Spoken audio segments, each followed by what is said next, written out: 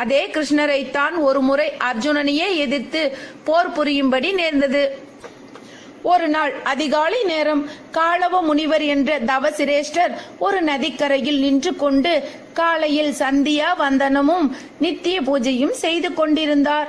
அர்க்கியம் கொடுக்க கையில் நீரை எடுத்த பொழுது ஆகாயத்தில் இருந்து யாரோ உமிழ்ந்த தாம்பூலம் முனிவரின் கையில் இருந்த அர்க்கிய நீரில் விழுந்தது.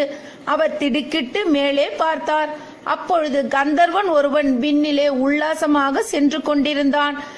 அவன் பெயர்தான் சித்திரசேனன். அவன் சுவைத்து உமிழ்ந்த தாம்பூலம்தான் முனிவரின் கரத்தில் இருந்த புனித நீரில் விழுந்தது. நடந்த செயலால் அவன் அறியாமல் செய்த பிழையாக இருக்கும் என்று ஒரு கணம் பொறுமையுடன் நின்ற முனிவர் ஆகாயத்தில் சென்று கொண்டிருந்த சித்திரசேனனை தான் உமிழ்ந்த தாம்பூலம் முனிவரின் கரத்தில் விழுந்து களங்கப்படுத்தி விட்டது என்பதை அதே கணத்தில்